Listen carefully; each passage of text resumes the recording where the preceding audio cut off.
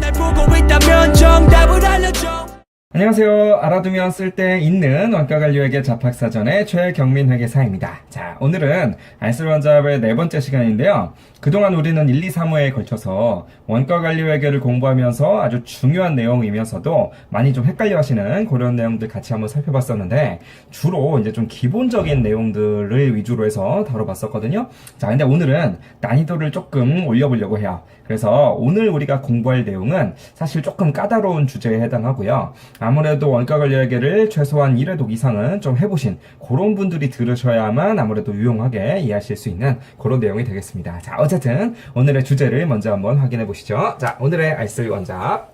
자, 종합원가계산 이야기를 좀 해볼 거고요. 자, 종합원가계산에서 이제 여러분들 문제를 푸시다 보면 기초제공품 자료가 제시되어 있을 건데, 기초제공품 원가에 일반적으로는 재료비 그리고 가공비 요 정도만 들어가 있거든요. 그런데 가끔 좀 어려운 문제에서는 기초제공품 안에 뭐가 들어있느냐, 정상공손원가 금액이 얼마다라고 해서 포함되어 있는 그런 경우가 있어요. 그래서 기초제공품 안에 정상공손원가가 포함되어 있다면 도대체 얘의 정체가 무엇이며 도대체 어떻게 처리해야 되는가, 이런 이야기를 저랑 같이 한번 공부를 해보도록 할 겁니다. 자, 방금 말씀드렸다시피 오늘의 알쓸원잡 주제는 조금 난이도가 있는 내용이기 때문에 사실은 회계사 세무사 시험에서 1차 시험에서는 그렇게 자주 나오진 않아요. 그리고 나온다라고 할지라도 아마 푸는데 시간이 너무나 오래 걸릴 거예요.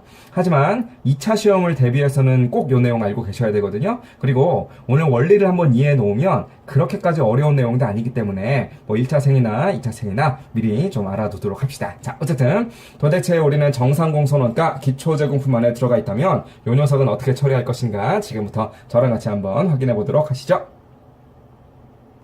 네, 기초제공품에 포함되어 있는 정상공손원가를 어떻게 처리할 거냐, 그 얘기를 하기 전에 도대체 이 녀석의 정체가 뭐냐라는 것부터 짚고 한번 넘어가 보자고요. 자, 얘네들은요 왜 생기는 거냐면, 일단 기초제공품이 검사를 통과하긴 통과했는데 올해 통과한 게 아니고 작년에 통과한 경우에 그때 이제 이런 현상이 생겨요. 자, 무슨 얘기냐면, 올해 입장에서 기초제공품이었다면 작년 입장에서는 그게 기말제공품이었을 거 아니겠어요? 그런데 작년 입장에서 그 해에 그걸 통과한 거야, 검사를. 자, 그렇다라고 한다면 작년 입장에서 정상품으로 취급이 됐겠죠. 근데 여러분들 알고 계시다시피 정상공손 원가가 계산되면 걔는 어떻게 회계 처리하느냐? 우리 정상품의 원가에다 가산을 해주거든요. 자, 그러면 정상품의 원가에 배분해줄 때 작년 입장에서 기말제공품이 정상품이니까 작년에 튀어나온 정상공손원가는 작년에 기말제공품 원가에다가 뿌려줬을 거라고요, 얼마 정도를. 자, 그러면 그거는 올해로 기초제공품으로 2월이 됐을 텐데 2월 될 때 작년에 배부받은 그 정상공손원가를 갖고 2월 되겠죠. 그러다 보니까 우리가 보고 있는 기초제공품에는 그 정상공손원가가 작년에 배부받은 게 있으니까 그 금액이 어느 정도 포함되어 있는 것으로 보이는 거예요.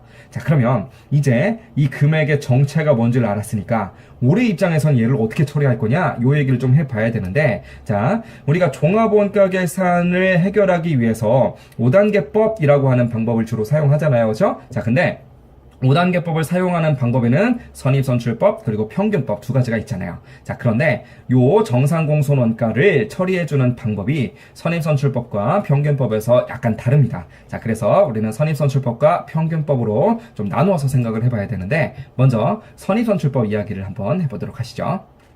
네, 기초제공품에 포함되어 있는 정상공손의 원가, 그 정체를 알았으니까요. 먼저 선입선출법에서 얘를 어떻게 처리할 건가, 그 얘기를 한번 해보도록 합시다. 자, 처리 방법을 알기 위해서는 먼저 제공품 계정의 차변과 대변을 이해하셔야 되는데, 자, 선입선출법 상에서 우리 제공품 계정의 차변과 대변은 이렇게 생겼을 거예요. 기초제공품과 단기착수분이 있는데 걔네들이 대변상에서 일부는 완성되고요, 일부는 기말에 남을 것이고, 그 다음에 분량이 되는 것도 있다는 거죠. 그것을 우리는 공손이라고 부르고, 일부는 정상공손으로, 또 나머지는 비정상공손으로 이렇게 간주를 하게 되죠. 자, 그러면 일단 우리가 선입선출법일 때 차변이 대변으로 가는 경우의 수를 먼저 따져볼 건데, 먼저 공손이 없다고 가정을 하고 다른 것들부터 따져봅시다. 자, 한마디로 선입선출법이니까 간단하게 완성이 된 건 뭐가 완성됐을 것이냐. 먼저 기초제공품이 이렇게 완성이 됐겠죠, 당연히. 그 다음에는 단기 착수분이 완성이 되었을 거예요. 자, 그러면 기말에 남아있는 게 있다면 아무래도 나중 거인 단기 착수분이 남아있다라고 가정하자는 게 바로 선입선출법일 거 아니겠어요. 자, 이제 여기다가 우리가 뭐만 더 추가해주면 되느냐. 공손만 추가해주면 되는데 얘들은 도대체 둘 중에 어디서 왔냐는 거죠. 자, 실제로 공장을 살펴본다면 어떻겠어요? 불량이 됐다는 건 기초에 있던 것도 당연히 불량될 거고요. 단기에 시작한 것도 당연히 불량이 될 겁니다. 그래서 모든 것들을 다 따져본다면 얘가 이렇게 가거나 아니면 얘가 이렇게 가는 거 모든 케이스들이 다 존재할 거예요. 하지만 그 모든 것들을 다 고려하기엔 너무나 복잡해지거든요. 그래서 조금 논의를 간단하게 하기 위해서 우리는 한 가지 가정을 합니다. 어떤 가정을 하느냐? 모든 공소는 어디서 발생한다? 모두 단기 착수분에서만 발생하는 거다라는 가정을 깔아버려요. 쉽게 말하면 무슨 얘기냐? 실제로 공장에서는 기초 제공품 중에서 공손이 되는 것도 존재하겠지만 그걸 무시하자는 거죠. 그래서 우리는 뭐만 존재한다고 보느냐? 단기 착수분이 정상 공손이 되거나 비정상 공손이 되는 것, 이것만 존재한다라는 가정을 깔고 시작합니다. 이것을 뭐라고 하냐면 수정된 선입선출법이라고도 부르니까 참고해 주시길 바래요. 자, 어쨌건 우리 선입선출법에서 공손이 있는 경우에 우리가 생각해 볼 수 있는 경우의 수는 딱 요 정도인데, 문제는 뭐냐면 이 기초 제공품이 검사를 통과한 시점이 단기가 아니라 전기였다는 거예요. 그러면 뭐가 생긴다고 우리는 배웠느냐? 정상 공손 원가를 포함하고 있다라는 것을 배웠으니까 얘가 여기에 붙어 있다는 겁니다. 이렇게. 자, 그러면 우리가 차변을 대변으로 뿌려줄 때 배부율을 이용해서 배부하거든요. 그 배부율이라고 하는 것은 우리 완성품 화산량 단위당 원가라는 것을 사용하게 되고, 우리는 걔를 재료비에 대해서 혹은 가공비에 대해서 요 정도만 우리가 계산을 한다는 거죠. 그럼 정상 공손 원가는 도대체 어떻게 대변으로 가야 될 거냐라는 건데, 자, 그림을 그려놓고 보니까 정상 공손 원가는 어디로 갈 수밖에 없게 생겼나요? 자, 얘는 본체가 기초 제공품이거든요. 그럼 본체인 기초 제공품이 갈 수 있는 곳은 어디밖에 없어요. 완성품 하나밖에 없는 거야. 다른 데는 못 가거든요. 그럼 결국 이 정상 공손 원가도 결국 어디로 갈 수밖에 없느냐? 완성품으로 이렇게 가서 붙으면 된다는 거죠. 우리 5단계법을 적용할 때 마지막에 선입선출법에서는요, 기초 제공품의 원가를 완성품의 원가에 가산하는 그 절차를 꼭 잊지 않아야 되거든요. 그거 할 때 그냥 정상 공손 원가가 있으면 걔도 그냥 같이 여기로 딸려가면 된다, 그런 개념이 되겠습니다. 이해할 수 있겠죠? 자, 선입선출법에서 해결 방법 알아봤으니까 이제 평균법에서의 해결 방법도 한번 살펴보도록 합시다. 네, 선입선출법을 확인해 봤으니까 이번에는 평균법에서의 처리 방법을 한번 공부해 보도록 합시다. 자, 이번에도 마찬가지로 제공품의 차변과 대변을 한번 들여다보도록 할게요. 자, 제공품의 차변, 대변은 뭐 동일하겠죠. 평균법에서도 기초 제공품이 있는 상태에서 단기에 뭔가를 착수하고요. 일부는 완성이 되고 일부는 미완성이 됐고 나머지는 뭔가 불량이 되었다, 이렇게 이야기하시면 될 겁니다. 다만 평균법에서는요, 기본적인 가정 하나를 더 깔죠. 어떤 가정을 까느냐? 모든 것들은 다 단기에 착수했다라는 가정이 하나 들어가요. 자, 무슨 얘기냐면 기초 제공품이라고 하는 녀석은 사실상 분명히 전기에 착수한 거일 텐데, 그럼에도 불구하고 우리는 얘마저도 그냥 단기에 착수한 것으로 간주하자라고 하는 것이 바로 평균법이라는 거죠. 자, 결국 무슨 얘기냐? 우리 제공품 계정의 차변을 구별하지 말고 그냥 큰 덩어리로 묶어서 모든 것들이 그냥 단기 착수분이다, 이렇게 보자는 거예요. 그러면 그 덩어리가 일부는 완성도 되고 일부는 불량도 되고 일부는 기말에 남기도 한다, 이렇게 보자는 게 바로 평균법이 된다는 거죠. 자, 그래서 평균법에서 우리가 차변에서 대변으로 배분하는 경우의 수는 우리 그림과 같은 화살표처럼 표현할 수가 있을 겁니다. 자, 이런 상황에서 이제 기초 제공품에 뭐가 붙어 있느냐? 정상 공손 원가가 붙어 있어요. 자, 그럼 도대체 얘를 어디다 보내줄 거냐라는 문제가 생겨버리는데, 선입선출법에 비해서 문제가 조금 복잡해졌어요. 왜냐? 선입선출법에서는 이 본체인 기초제공품이 갈 수 있는 곳이 화살표가 완성품에만 쳐져 있었으니까 얘도 그냥 딸려가면 되는 거였어. 단순한 개념이었는데 지금은 얘가 갈 수 있는 곳이 본체인 기초제공품이 단기로 간주되면서 넷 중에 하나로 가게 되거든요. 한마디로 얘가 넷 중에 어디로 가야 되느냐라고 하는 것이 조금 애매해졌습니다. 자, 그러면 도대체 얘를 어디로 보낼까 하는 건데, 자, 이런 생각을 한번 해보세요. 자, 본질을 좀 생각해 보자는 거야. 무슨 얘기냐면, 여러분, 길가에 어떤 꼬맹이가 하나 막 길을 잃어가지고 울고 있어요. 자, 어떤 어린이가 있는데 걔가 막 울고 있어. 집을 찾아줘야 되겠거든요. 길을 알려줘야 되겠는데 얘가 어디 사는지를 모르잖아. 자, 명찰을 봤더니 뭐라고 적혀 있냐면 최경민 이렇게 적혀 있습니다. 자, 명찰을 한번 까봤어요.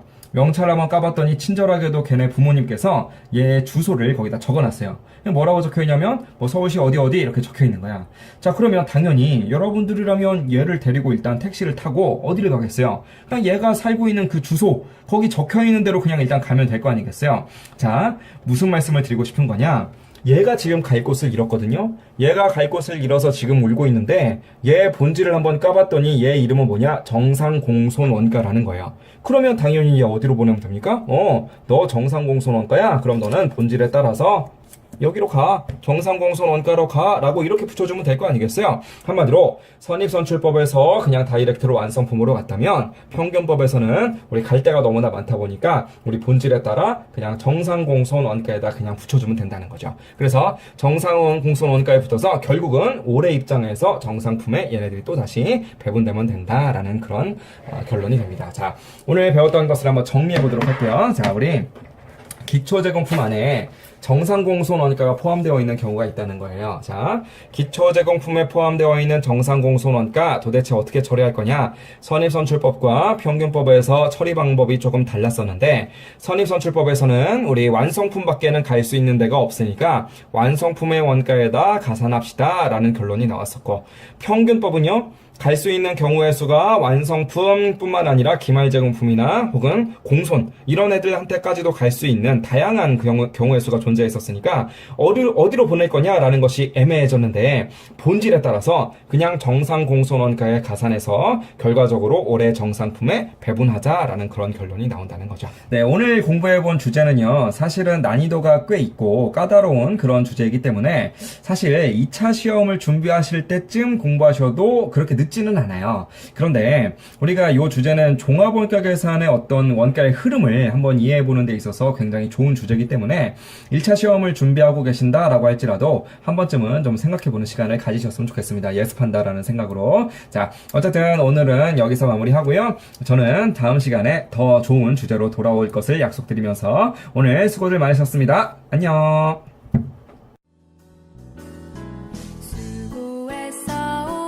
지금 검색창에 스마트 경영 아카데미를 쳐보세요. 스마트 경영 아카데미의 젊고 열정 넘치는 강사진을 만나보실 수 있습니다. 스마트 경영 아카데미는 교대역 1번 출구에 있습니다.